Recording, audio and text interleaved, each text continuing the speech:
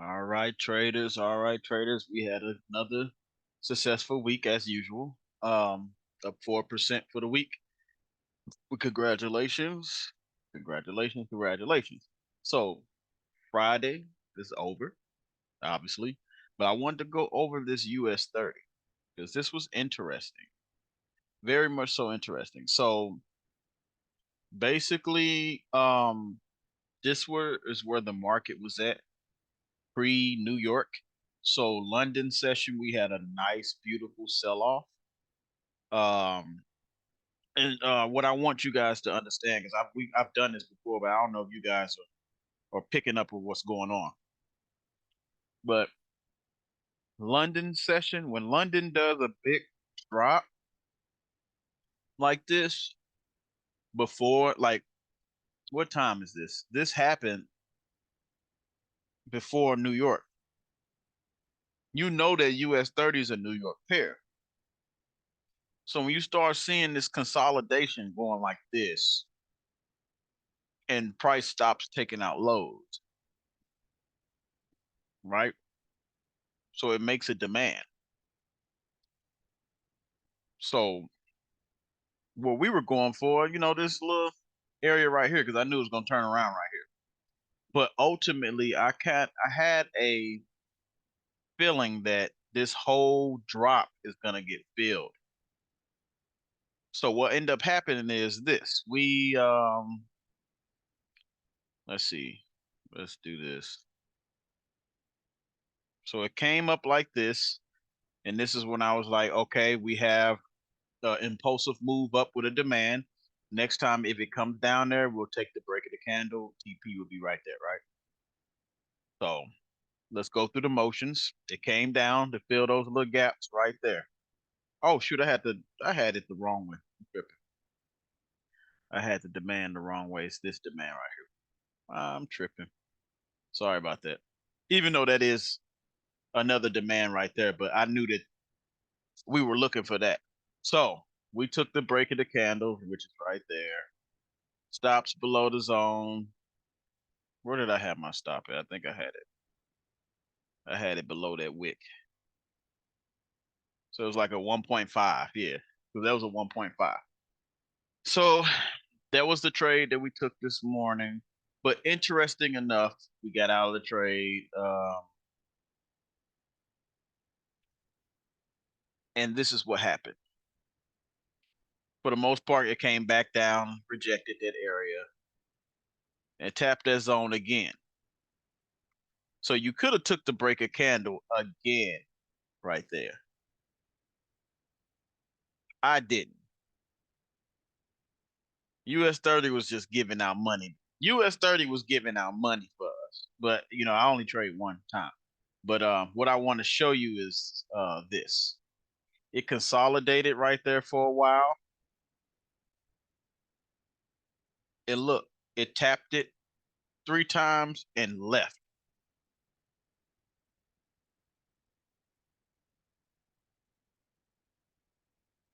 So let's put that like that. And filled that whole move back in. Now, we all know the US 30 can move.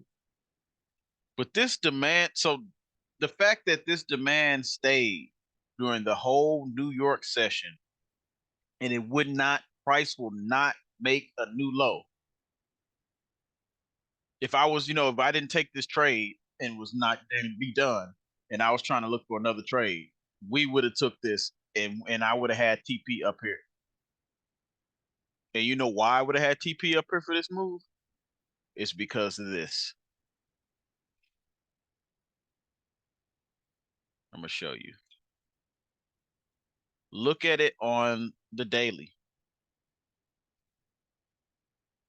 We got a lot of wicks to the downside. So price is not trying to break down to this downside. It's not on the daily. It's not trying to break down to this downside for some reason. I don't know why. And then we looking on the H4. See it tried. It tried so many times to break down. It didn't. And it's for the bigger picture. I truly believe I just truly believe that this selling pressure from right here is done, and it broke out of the selling pressure, and it's time to, you know, I'm not saying, this is not your ordinary setup, but I think it's time for US 30 to do this. Maybe price below that, because it's trading above the 200 EMA. I believe it's ready to come back up here, back to the all-time high. I believe that, especially just how it looked after breaking that selling pressure. But there was some really good setups with US 30 this morning. Notably, there were some notable trades before we I gave out that US 30. AU did give me, hold on. Um there it is. So right there, I was looking at this supply,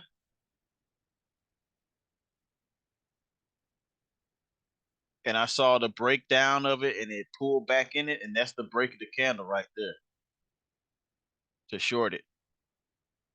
But I saw US 30 first. And we could have had, and this was only gonna be a 1-to-1. I was just gonna get this 1-to-1. So that would have been a nice little 1-to-1. I didn't know how far it was gonna go. But I 1-to-1 in it because, again, there's the inducement area. You don't know what inducement is. That's that's where probably retail traders were trying to buy off of. So I was just gonna take it to that area, but I didn't know it was gonna rip down like this. If I would have knew this, man. So I almost called that out. I should have just called both of them, but I don't like trade. See, that's gonna be hard for you guys, especially if y'all not in front of the computer. It's gonna be really hard for you to take these trades because you only can have one of 'em up at a time. So that's why I do one trade at a time. And I think GU did, yeah, GU did the same thing, but I don't like how GU. See, if you look at GU zone, like it, nah, it just wasn't there for me. It wasn't. This wasn't there for me. So GU, see, sometimes when you see that same move, you're gonna say you looked better, more cleaner move than GU. The NU, I didn't look at NU. NU never came back up there. Well, yeah, it would have ripped. Uh, see, I would have waited for it to come up there, but it never came up there. The EU would have been perfect. Man, EU would have been perfect. Because we got that candle right there, and there's the tap, and then there's the break of the candle right there. Would have shorted right there. And what would I have been going for? I've been targeting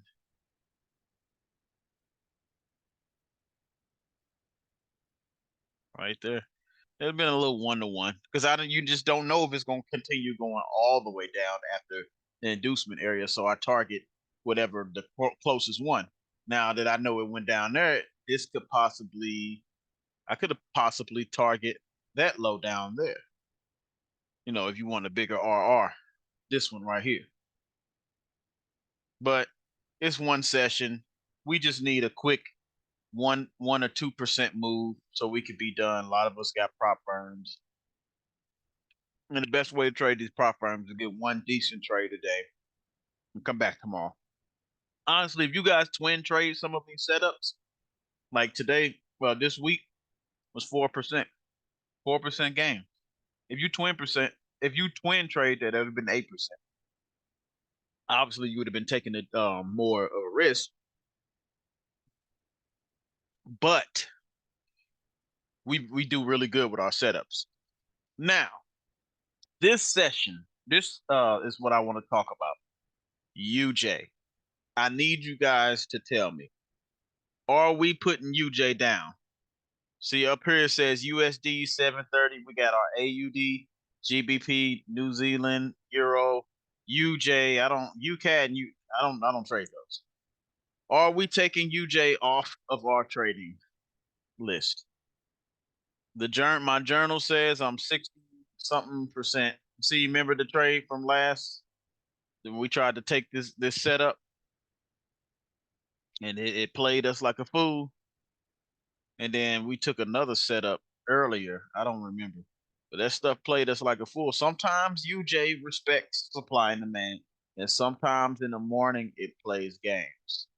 Like there's a good supply setup right there. There's another nice one right there, but it never came up to it. But see, it came up to it right there. Wicked above it. See, it's not respecting. It wasn't respecting it. It respected the demand setup right there. So it respected the demand setup right there after this became invalid, and this became invalid once it started tapping up there. So it respected that demand setup today, which it was supposed to respect that demand setup today because of if AU's dropping, then this is gonna go up. But UJ just been it ain't been we've been losing 62% of our trades with UJ. And I ain't liking 62%. AU, we damn near perfect. At like I forgot how much we was at. Like I have to look again. AU and GU, we got a really good win rate with them, above 70. New Zealand dollars above 70, Euro dollars above 70. UJ is in the 62s. That's still good, but I'm just seeing that UJ don't like to respect supply and demand that much. Like like if you guys look through our setups during like the setups over on that I give out. Um like this setup right here, UJ, like this is a clean breaker structure, came down and didn't even it just disrespect. It broke the candle and just said disrespect. And it might have been a trend trade, a counter trend trade, but I don't know. I just have better success with odd USD, GBP, USD, New Zealand, Euro as iffy. UJ is just it ain't working out. I don't know. Some days it do, some days it don't. So I just need to know if y'all wanted to skip out on UJ. Maybe we'll back test UCAD or U Swiss franc, see how they are. What are their pip values? What's UCAD's pip value? Oh, that ain't bad. Does UCAD give out good setups? This stuff's look garbage. I don't even see no setups. I see some. It just looks sloppy. UCAD looks sloppy, and I don't like Swiss franc. I'm anti Swiss franc. I'm anti franc at all. I'm not a franc trader like that. If there's a good setup, I'll take it. I'm kind of anti Swiss franc. And if everyone that knows me in the trading community knows I don't mess with Swiss franc JPY at all. Have you ever seen me call out a Swiss franc JPY setup? Never. You know why? Because when I first got with Bruce, I had a $2,000 account, and I put 3 lots in there. I probably shouldn't have had done that, and it started immediately going the wrong direction. I blew my first account on Swiss JPY, and look how choppy it is. This shouldn't even be a pair. Get this off my screen, man. Euro Swiss franc the same way. I'm just Euro Swiss franc and GBP. I mean, and Swiss franc JPY just baloney. They baloney to my eyeballs. But yeah, I want to know if you guys want to keep UJ or we just let UJ go. So let me know after seeing this video if we should just let UJ go if we have 62% win rate with it. That's getting too close to 50%. We do good with everything else. So I don't know. Just let me know. But other than that, I'll see you on the next video. Peace.